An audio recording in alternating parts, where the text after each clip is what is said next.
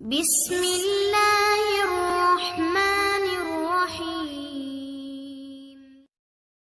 الحمدللہ رب العالمین والصلاة والسلام علی سید المرسلین۔ گزشتہ آیات میں اللہ رب العزت نے یہود کے ایک اعتراض کا جواب دیا تھا اور اہل ایمان کو تنبیہ کی تھی کہ ان کے شکوک و شبہات میں مت آئیں، ان کے شکوک و شبہات سے محفوظ رہ کر اپنے اعمال کی طرف متوجہ رہیں اور ان سے درگزر کرتے رہیں۔ اللہ تعالیٰ نے پھر اگلی آیات میں صراحتاً حکم دیا وَأَقِيمُوا الصَّلَاةَ وَآتُوا الزَّكَاةَ۔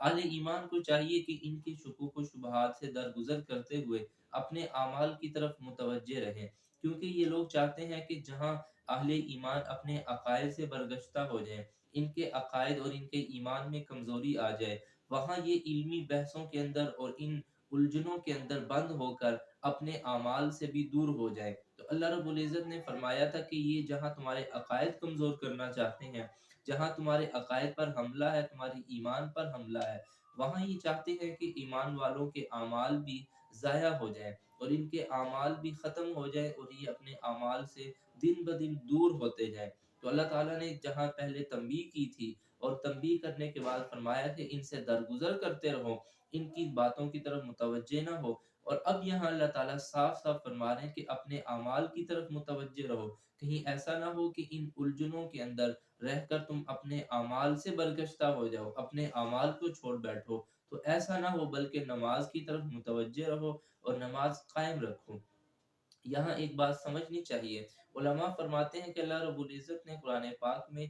تمام جگہوں پہ اقیم الصلاۃ یعنی اقامت کا لفظ استعمال کیا ہے۔ اس کا معنی یہ ہے کہ نماز کو قائم رکھا جائے، یعنی اللہ رب العزت نے نماز پڑھنے کا نہیں بلکہ نماز کو قائم رکھنے کا حکم فرمایا، یعنی نماز پوری آداب اور شرائط اور جتنے بھی اس کے آداب ہیں اس کے ساتھ ادا کی جائے، یہ قرآن کا حکم ہے، اور پھر اس پر دوام اور ہمیشگی کی جائے۔ وَأَقِيمُوا الصَّلَاةَ اور نماز قائم رکھتے رہو اور زکوٰۃ دیتے رہو۔ پھر اللہ رب العزت نے فرمایا تھا کہ یہ مت سمجھو کہ تم دنیا کے اندر جو عمل کرتے ہو، جو اچھائی کرتے ہو، میرے حکم پر چلتے ہو، یہ صرف دنیا میں ختم ہو جائے گی، ضائع ہو جائے گی، تمہیں اس کا کوئی بدلہ اور صلہ نہیں ملے گا۔ اللہ فرماتے ہیں یوں نہیں ہوگا، جیسے ایک مزدور مزدوری کرتا ہے تو اس کو اس کی محنت کا صلہ اور پھل ضرور ملتا ہے، تو تمہیں بھی میں ایک دن آئے گا اپنی اس اعمال کا، تمہاری اس محنت کا صلہ ضرور دوں گا۔ وما تقدموا لانفسکم من خیر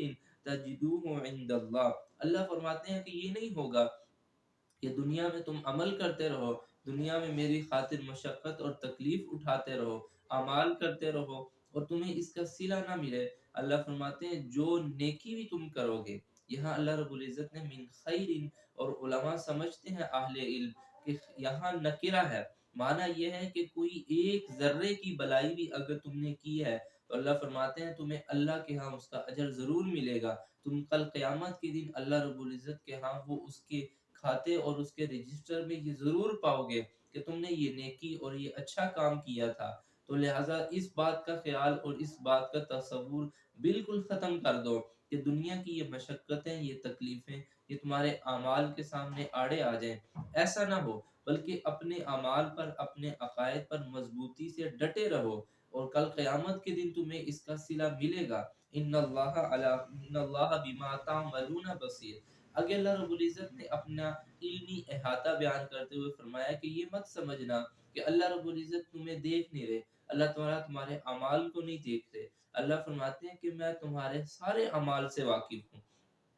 مجھے تمہارے سارے عمل کا پتہ ہے۔ تو جس ذات کو پتہ بھی ہے اور جس ذات کو اس بات کا علم بھی ہے کہ انسان کی ایک ایک حرکت کیا ہے، انسان کا ایک ایک عمل کیا ہے، اس کا نیک عمل کیا ہے، اس کا برا عمل کیا ہے، تو اللہ فرماتے ہیں کہ یہ سارے اعمال قیامت کے دن تم اپنی کھلی نگاہوں سے دیکھ لو گے، اور جو نیکی کرو گے اس کا بدلہ کل قیامت کے دن اللہ کے ہاں جنت کی صورت میں پاؤ گے۔ لہذا تمہیں چاہیے کہ ان کے شکوک و شبہات سے درگزر کرتے ہوئے جہاں اپنے عقائد پر ڈٹے رہو، وہاں اپنے اعمال کی طرف بھی متوجہ رہو، تاکہ یہ باطل چیزیں، یہ باطل نظریات اور باطل قسم کے لوگ یہ غلط عقیدے تمہارے اندر پیدا نہ کر دیں، تمہارے اندر شکوک و شبہات پیدا کر کے تمہارے اعمال کو اور تمہارے ایمان پر ڈاکہ ڈالنے کی کوشش کرتے ہیں، اور تمہیں چاہیے کہ ان سے درگزر کرتے ہوئے اپنے عقائد اور اپنے اعمال کی طرف متوجہ رہو۔ اللہ تعالیٰ کل قیامت کے دن میں اس کا بہترین صلہ دیں گے۔ اللہ تعالیٰ ہمیں سمجھنے کی توفیق عطا فرمائے۔ وآخر دعوانا ان الحمد للہ رب العالمین۔